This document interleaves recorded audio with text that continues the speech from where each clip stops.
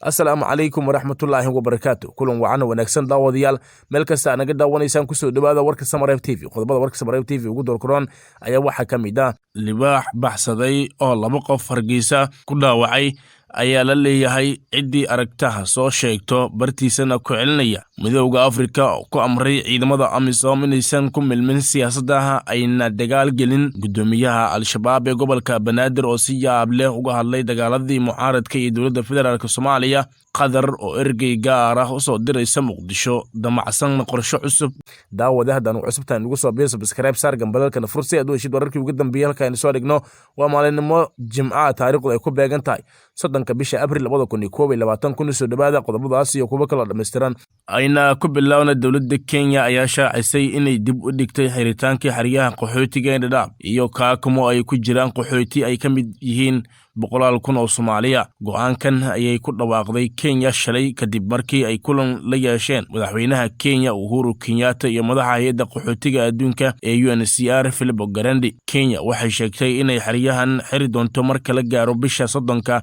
Juun ee guddi ka socda dowladda Kenya iyo qaramada midoobay ayaa bilaabi doona qorshaha lagu dedejinayo xiritaanka xariyaha laga bilaabo 5 May 2022 sida lagu sheegay qoraal ka soo baxay dowladda Kenya. Dadka qaxootiga ah ayaa dib loogu celin doonaa wadamada ay ka soo jeedaan. Waxaa sidoo kale qaxootiga ka soo jeeda bariga Afrika qaarkood fursad loo siin doonaa inay helaan ogolaansho shaqo si ay ugu shaqeystaan gudaha dalka Kenya. Kenya ayaa sheegtay inay xilligan ku jiraan xariyaha Dadaab iyo Kaakumo qaxooti dhan 433,765 bishii hore ayay dowladda Kenya soo cusboonaysiisay go'aanka ay doonayso in ay ku xirto xariyaha qaxootiga Dadaab. Hay'adda xuquuqda aadanaha Amnesty International ayaa soo dhaweysay go'aanka dowladda Kenya. Dowladda Soomaaliya ayaa horey u sheegtay in go'aanka lagu xirayo xariyaha qaxootiga uu yahay mid siyaasadeed oo ay Kenya ku beegsanayso Soomaalida xilli ay ishayaan dowladda federaalka Soomaaliya. Madaxweynaha maamulka Somaliland Muuse Biixi Cabdi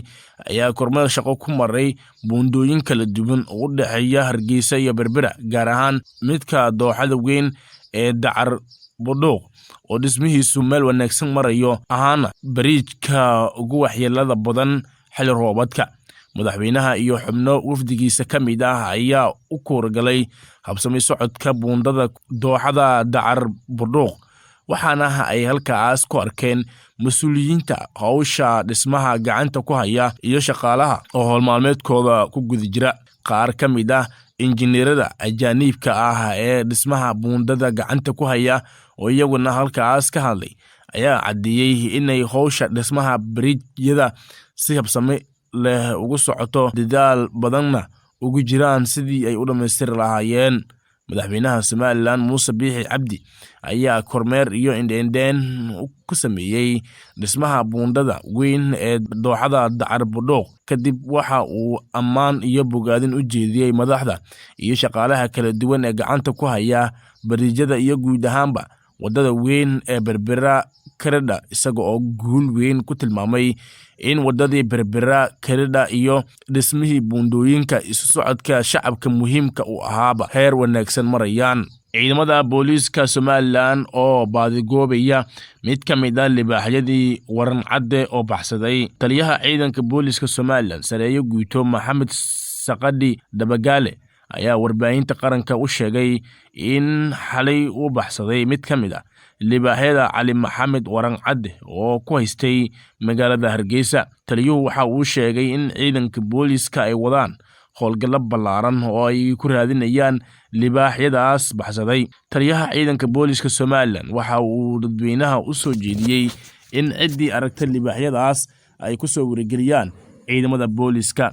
Qoraal ay soo saareen ciidamada ayaa sidan u qornaa wargelin ciidanka booliiska Somaliland waxay ku wargelinayaan bulshada Somaliland gaar ahaan caasimadda in uu baxsaday mid ka mid ah libaaxyadii ku xariirsanaa beerta xayawaanka ee waran cadde. Haddaba waxaanu bulshada ugu digaynaa in ay ka feejignaadaan libaaxaas baxsadka ah isla markaana cidii aragta la soo socodsiiso ciidamada booliiska ayaa lagu yiri qoraalka. Ciidamada booliiska Somaliland ayaa wali baadigoab ballaaran ugu jira sidii libaaxaas gacanta loogu soo dhigi lahaa iyada oo cabsi hor leh soo food saartay shacabka magaalada Hargeysa. Libaaxa baxsadka ah ayaa waxa uu ka mid ahaa libaaxyo ku xareysan beerta xayawaanka ee Wanan Cadde oo uu leeyahay wasiirkii hore ee arrimaha gudaha Somaliland Ali Maxamed Waran Cadde. War ka soo baxay ururka Midowga Afrika ayaa walaac looga muujiyay xaaladda amniga ee dalku uu ku jiro xilligan. Midowga Afrika ayaa howlgalka AMISOM ugu baaqday in ay dhexdhexaad ka noqdaan dhinacyada isdiidan ee iska soo horjeeda siyaasadda Soomaaliya sida ku xusan war ka soo baxay Midowga Afrika.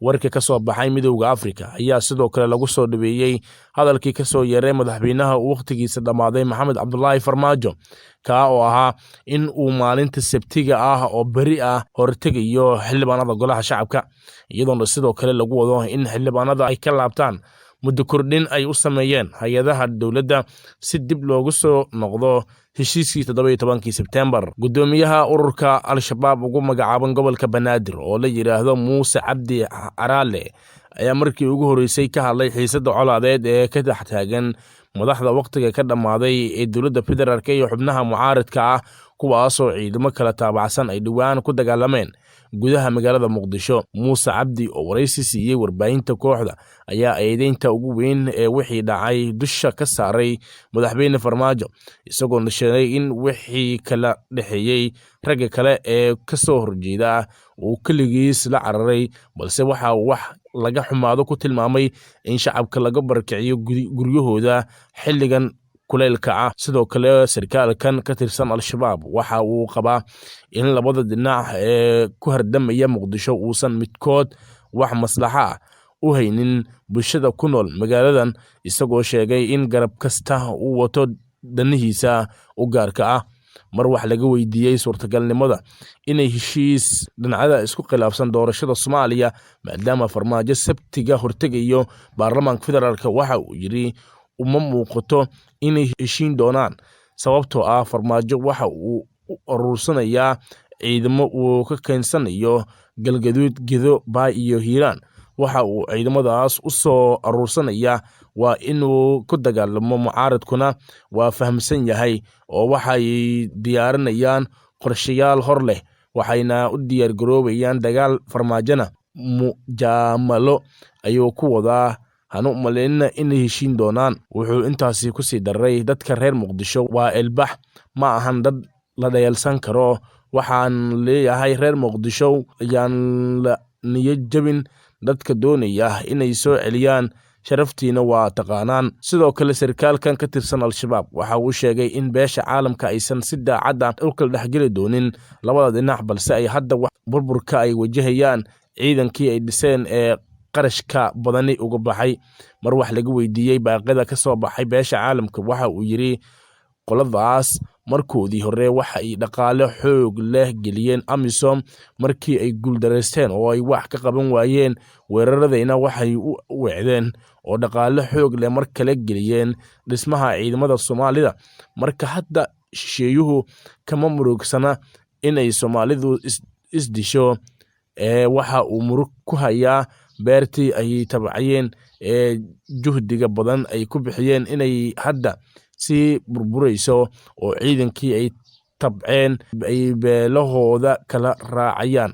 Midda ay ka dhawaajinayaan oo mar kasta ay ku celceliyaan waa taas, ayuu hadalkiisa ku sii daray gudoomiyaha Al-Shabaab ee gobolka Banaadir. Dowladda Qatar ayaa dhawaan u soo diraysa dalka Soomaaliya ergey gaar ah kaasi oo qayb ka noqonaya dadaalada miiska wadahadalka la isugu keenayo madaxweynaha waqtigiisa dhamaaday iyo saamileyda siyaasadda, sida ay warbaahinta u sheegeen ilo xog ogaal ah.